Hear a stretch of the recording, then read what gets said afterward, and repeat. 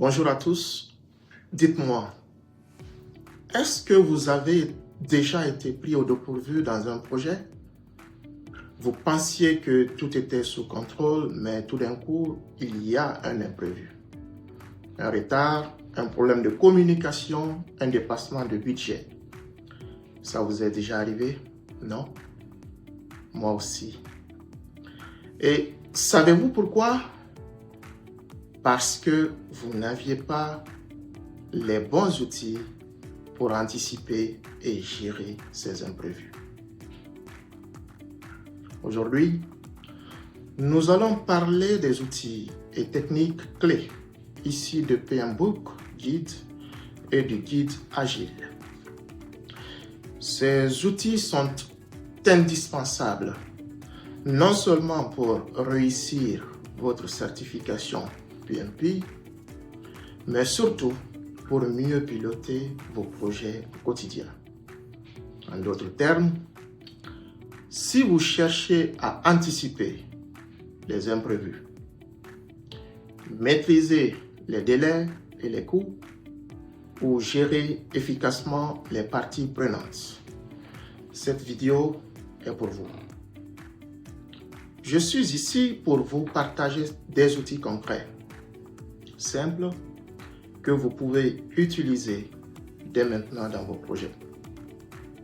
Que vous soyez dans la construction, dans les mines ou tout autre secteur, ces outils vont vous aider à mieux anticiper les risques, maîtriser les délais et les coûts et surtout prendre des décisions plus sereinement.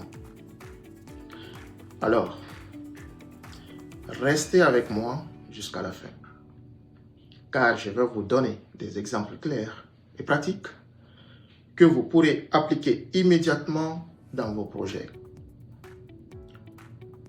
Commençons par un outil super utile pour planifier vos projets, le PERT, P-E-R-T, Programme Evaluation and Review Technique.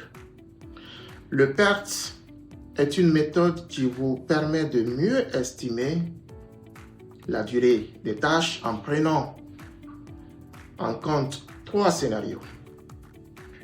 1. Optimiste, si tout se passe parfaitement. 2. Pessimiste, si tout va de travers. 3. Le plus probable, si les choses se déroulent normalement. Exemple concret. Imaginez que vous travaillez sur un chantier de construction. Vous devez installer des structures métalliques, mais il y a un risque de retard à cause des intempéries. La pluie, la neige, peu importe. Avec PERT, vous pouvez estimer si la météo est clémente, vous finissez en 3 jours. S'il pleut un peu, ça prendra 5 jours. S'il y a de grosses pluies, ça pourrait aller jusqu'à 7 jours. En utilisant PERT, vous anticipez ces scénarios et vous ajustez votre calendrier en conséquence. Comme résultat, vous réduisez les surprises et vous êtes mieux préparé. Passons maintenant à la gestion des risques. Vous avez sûrement déjà entendu parler de l'analyse SWOT. Mais est-ce que vous l'utilisez dans vos projets?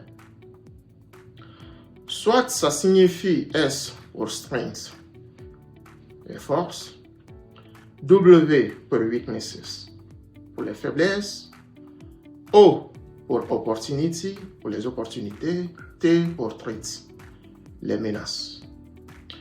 Voyons un exemple pratique pour mieux comprendre. Vous travaillez sur un projet minier.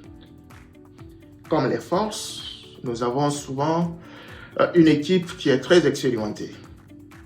Les faiblesses, vous avez des retards dans la livraison des équipements. Comme opportunité, vous pourriez signer un accord avec un fournisseur local pour accélérer les livraisons. Comme menace, les intempéries pourraient ralentir les opérations. En utilisant l'analyse SWOT, vous identifiez ces risques à l'avance et vous pouvez prendre des décisions stratégiques. En résumé, SWOT vous aide à mieux gérer les imprévus. Maintenant, parlons de la gestion des parties prenantes. C'est un aspect souvent sous-estimé mais crucial pour le succès d'un projet. Exemple pratique. Sur un projet de construction, vous avez plusieurs parties prenantes à gérer. Les autorités locales qui doivent valider les permis, les fournisseurs qui doivent livrer les matériaux à temps, les communautés locales qui doivent être informées des impacts du projet. Si vous négligez l'une de ces parties prenantes, vous risquez des blocages, des retards, voire l'échec du projet. Avec un plan de communication adapté, vous gardez tout le monde informé et vous évitez les conflits. Enfin, dans un monde où tout évolue très vite, il est indispensable d'adopter une approche agile. Un outil simple que vous pouvez utiliser, c'est la rétrospective de sprint. À la fin de chaque phase de projet ou de votre projet, réunissez votre équipe et posez ces 3 questions à cette équipe. Première question, qu'est-ce qui a bien fonctionné? Deuxième question, qu'est-ce qui peut être amélioré? Troisième question, quels ajustements devons-nous apporter pour la suite du projet? Exemple concret. Dans un projet IT, vous organisez des rétrospectives pour améliorer vos processus à chaque étape et renforcer la collaboration au sein de l'équipe. En résumé, cette approche vous permet de vous adapter rapidement aux changements. Voilà pour cette 3e partie de notre série de vidéos. On a vu le PERT pour mieux estimer les délais, l'analyse SWOT pour mieux gérer les risques, la gestion des parties prenantes pour éviter les blocages et les outils agiles pour une amélioration continue. Maintenant, je vous pose une question. Parmi ces outils, lequel utilisez-vous déjà dans vos projets? Et lequel pouvez-vous adopter prochainement? Partagez vos réponses en commentaire. Je prendrai le temps de lire vos retours et d'échanger avec vous. Et si cette vidéo vous a été utile, laissez un like, partagez-la avec vos collègues et amis et contactez-moi directement si vous voulez un accompagnement personnalisé pour réussir votre certification PMP ou améliorer la gestion de vos projets.